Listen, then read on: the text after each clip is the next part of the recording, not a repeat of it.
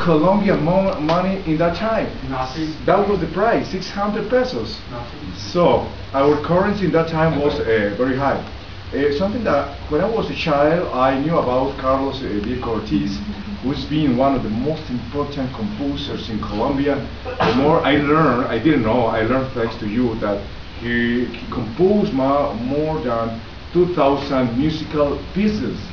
So Carlos Vieco and Elias and your father, yeah? Carlos Alberto, is Jorge Alberto? Jorge Alberto is a sculpture too.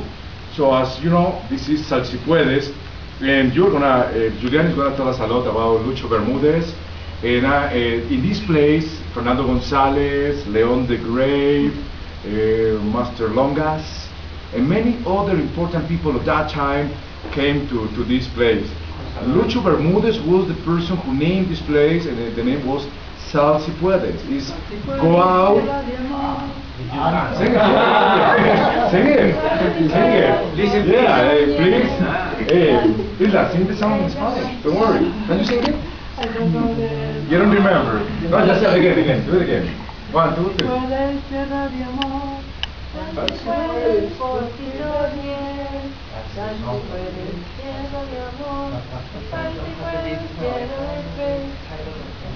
Wonderful. So, They are in a party here. Awesome.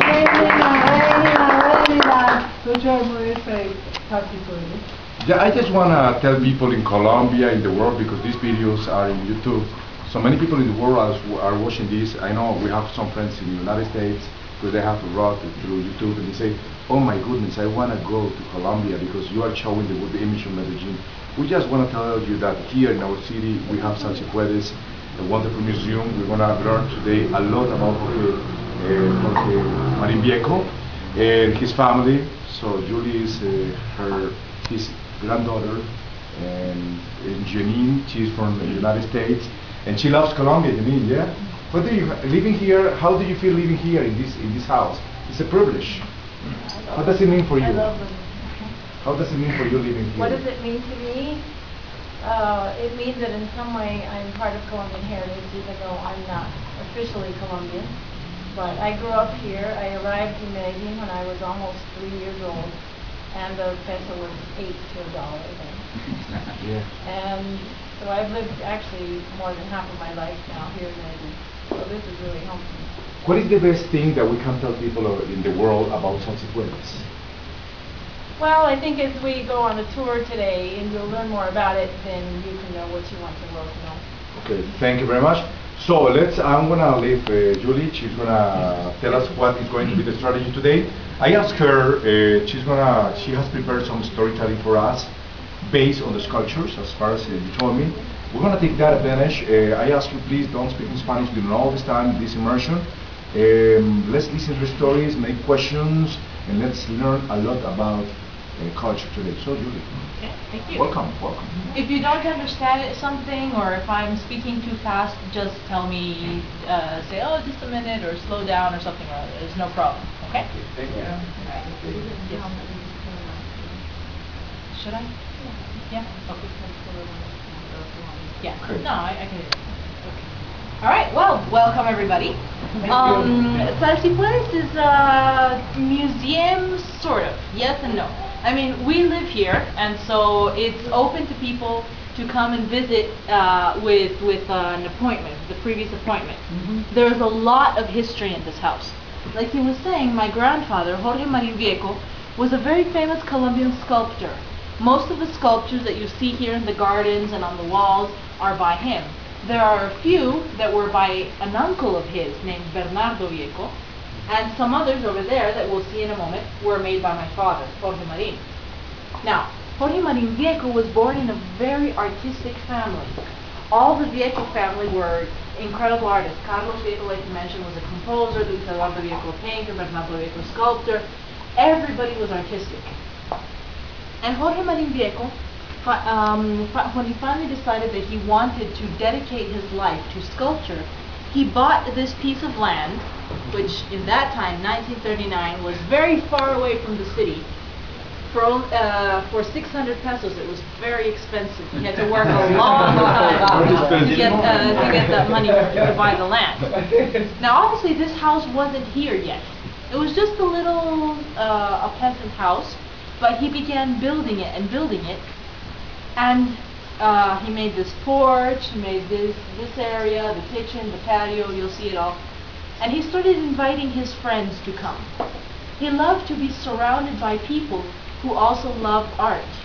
And so he was friends with most of the famous artists of Medellin.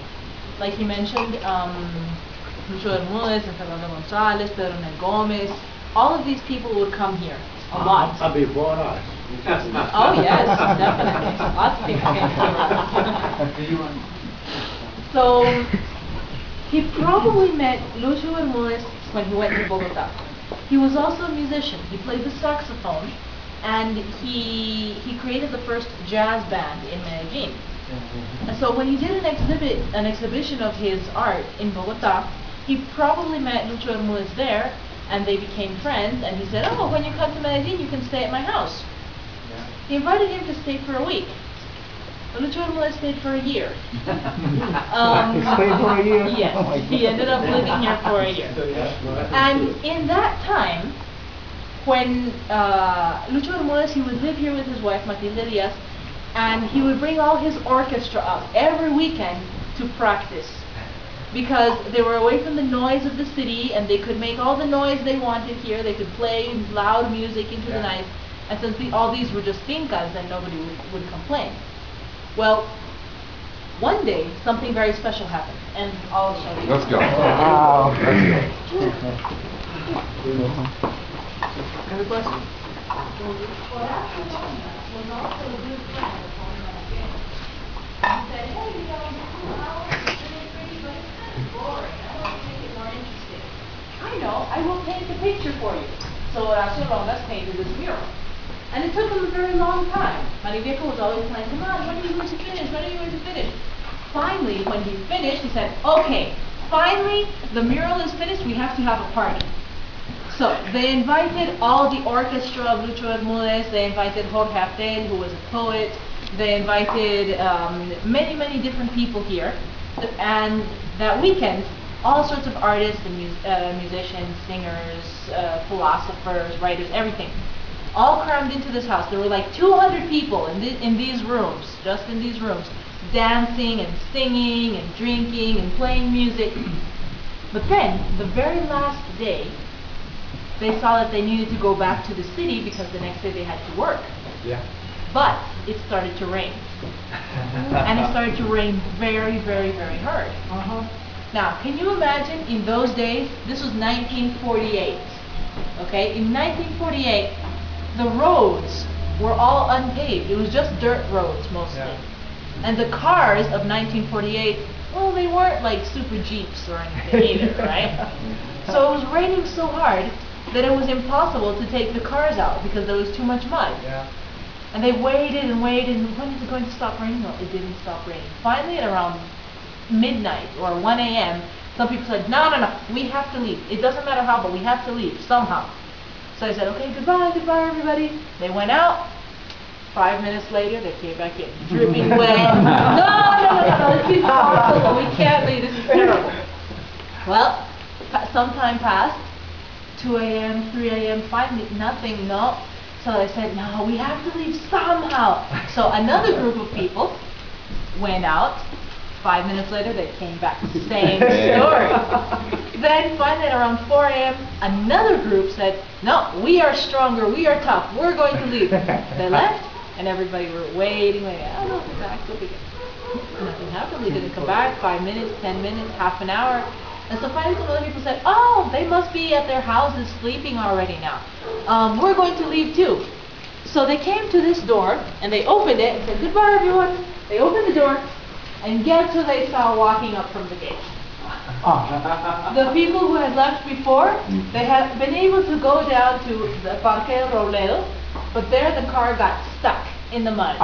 They couldn't get it out. They had to walk back up in the rain, in the mud, completely, it was terrible. And so when the people opened the door and saw them, their face was like, oh my goodness, And Lucho Bermudez, who was sitting right there in that corner, he laughed and laughed, and he said, "Ha! I have been trying to leave for 1 year, and I haven't been able to leave. What, you think you can leave when it's raining like this? Salsipuedes." And then he thought, "Salsipuedes. Hey, boys, I have a rhythm." And when Lucho Bermudez, that's him by the way, it's Lucho Bermudez. Lucho He's sculptor. Bermudez. My father made this sculpture with him, it's in private class. When Lucho Bermudez told his orchestra, "I have a rhythm," it means he had an inspiration for a song. And so all the orchestra would be listening and try to follow along and improvise. And so he got out his clarinet and he started improvising the rhythm of Salsipuedes. He was thinking of all the wonderful times he had spent in his house with his friends and everything. So he started improvising the song, and all the orchestra would follow him, and that's where the song Salsipuedes was born. And from then on, this house was named Salsipuedes. Interesting.